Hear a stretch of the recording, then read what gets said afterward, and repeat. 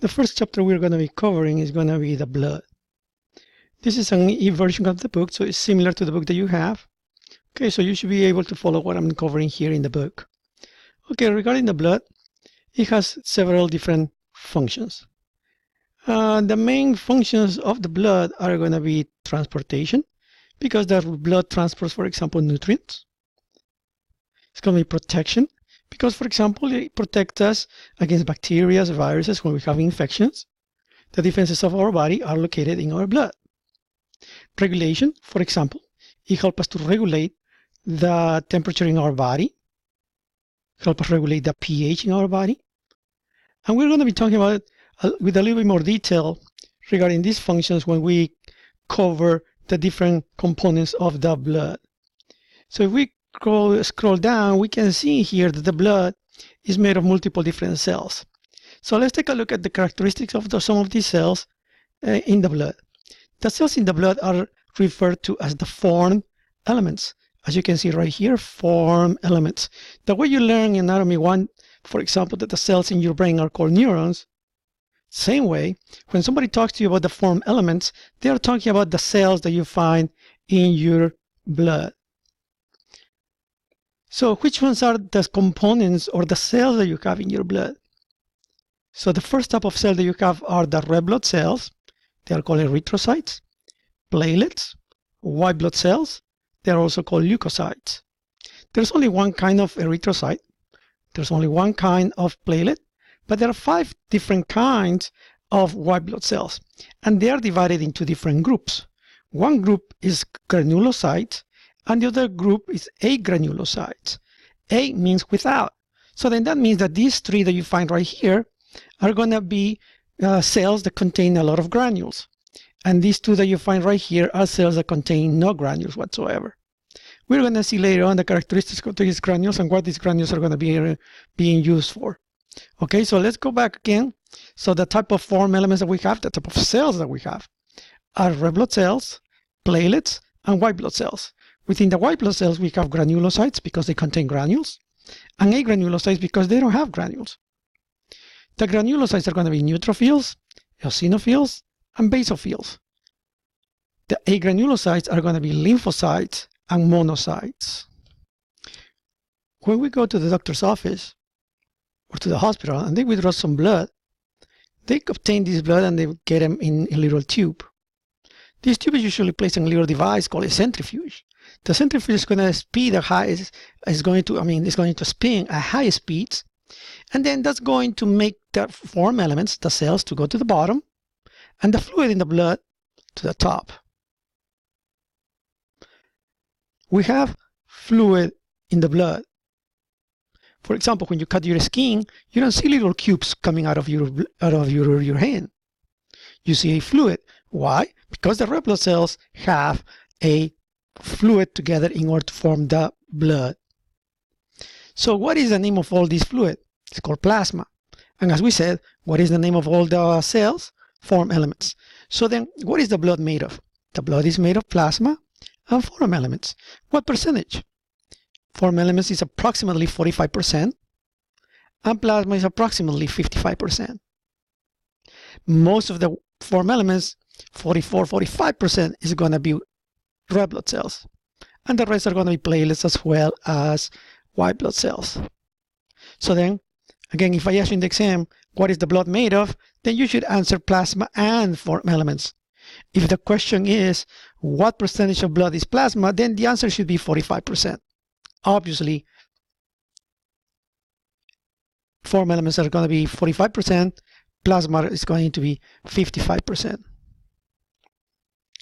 Now, let's take a look at which ones are some of the general properties of blood. There are certain values that you need to know.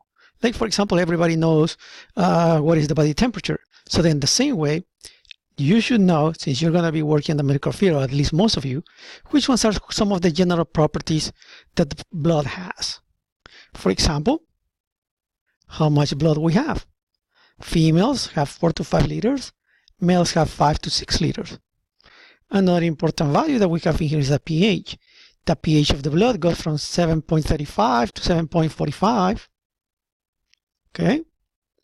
Another very important value The hemoglobin. The hemoglobin is what gives the red blood cells the ability to transport gases, in particular oxygen and carbon dioxide. So, and we will talk about this in a little bit. So, but how much hemoglobin females have? 12 to 16 grams per deciliter. Males have 13 to 18 grams per deciliter. Another very important value is the red blood cell count, platelet count, and white blood cell count. White blood cells, 5 to 10,000 per microliter. Platelets, 130,000 to 400,000 per microliter. In the case of the red blood cells, females are usually, just round this up, 4 to 5 million per microliter. Males are going to be 4 to 6 million per microliter. Pay special attention. The values that you have right here, the units, they're going to be microliters. Remember, if this is microliters, platelets have to be microliters, white blood cells have to be microliters. That way you compare apples to apples. You cannot compare apples, oranges, and grapes. Right? So it has to be the same unit. Also, don't forget the red blood cells, millions. Platelets is in the 100,000s, and white blood cells are only in the 10,000. Okay, so make sure that you pay attention to these values. You have to know some of these important values, especially the ones that I mentioned. Now let's talk about plasma. As we said, plasma is 55% of the blood. Main components of plasma, water and proteins. 92% of plasma is water, 7% approximately is proteins, and the rest is nutrients, vitamins, hormones, etc., etc., etc. So the main components of plasma are going to be water, and in the second place is going to be proteins. Water is 92%, proteins are going to be 7%. The rest again is gases such as oxygen and carbon dioxide, waste, vitamins, etc., etc. One of the most important proteins that you're going to have in plasma, you see right here, that's why it's highlighted, is albumin. So if there's something that you need to remember about the proteins that you have in your body, is that albumin is the most important protein that you have in plasma. It's a very important concept that you need to understand. You cannot forget that later on in your... Now we have a table which is showing the composition of plasma. As we said, plasma is mainly water. You can see here 92%. And proteins is approximately 6 to 9%. So if you really think about it, then this is approximately 100% just with water and proteins. However, remember you also have other components such as nutrients, glucose, lactic acid, cholesterol, etc., etc., etc. But you cannot forget that 92% of plasma is water, 7% is proteins. Basically, those are the main components. And within proteins, as you can see here, the most important one is going to be albumin because it represents 60% of the proteins that you have in your body. That you have in your blood. So let's talk about some other important concepts related to blood. One of them is blood viscosity, and the other one is osmolarity. Blood viscosity got to do with the resistance of a fluid to flow. Let's talk about, let's say, honey and water. Honey obviously shows more viscosity than water. Water flows easily. Honey does not flow that easily. So let's assume that the blood has a viscosity that is between water and honey. So in that case, normal, or what we call homeostasis, will be the viscosity that the blood has. If the blood turns like the water, it's not in homeostasis. If the blood turns like the honey, then it's not in homeostasis. And in both cases, obviously, it's dangerous. The heart will have to work more in order to compensate for these other two conditions that are not normal or not in hemostasis. One condition in which the viscosity can be reduced is in the case of anemia, for example.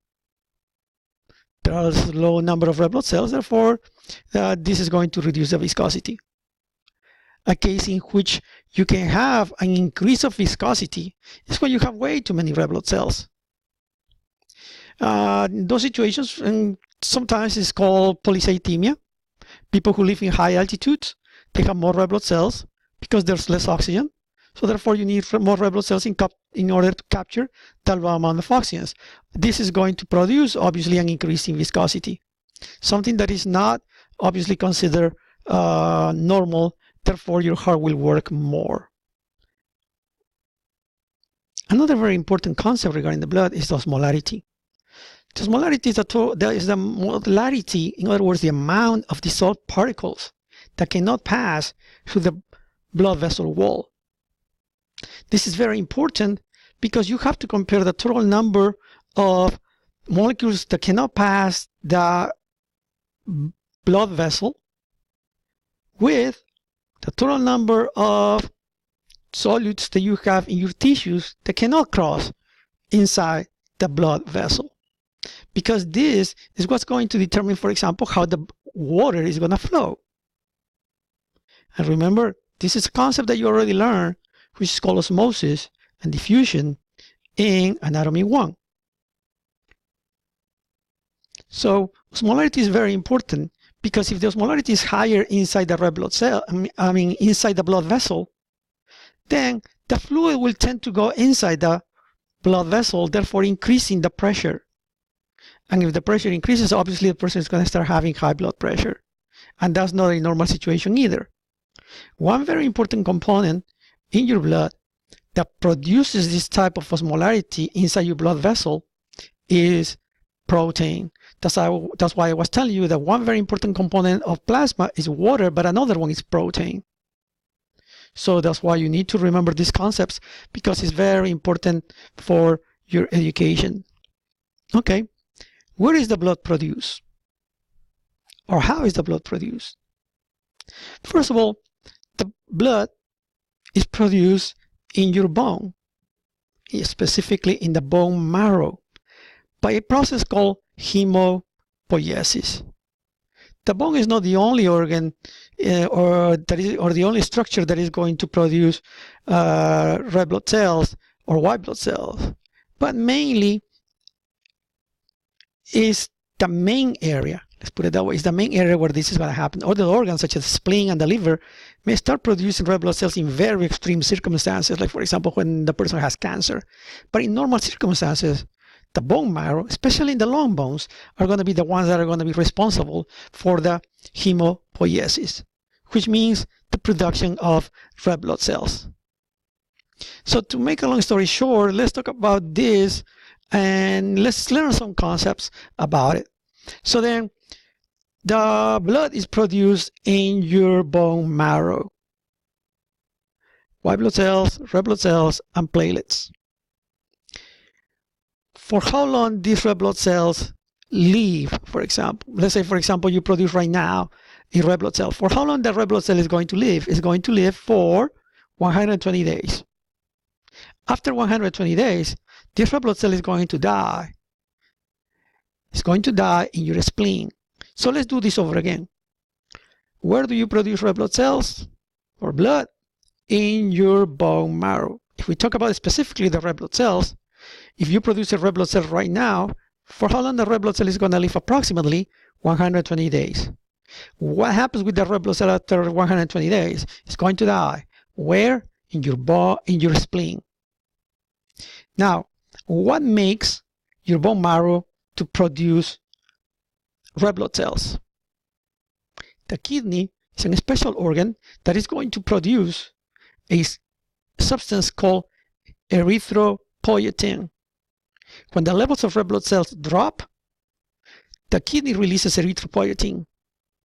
The erythropoietn travels through the blood, obviously, and reaches the bone, and the bone, as a consequence of that, is going to produce red blood cells. For how long the red blood cells are going to live? 120 days. What happens after 120 days? The red blood cells are going to die in the spleen. We will talk about these other concepts about what happens after the red blood cell dies once we continue later on in this chapter.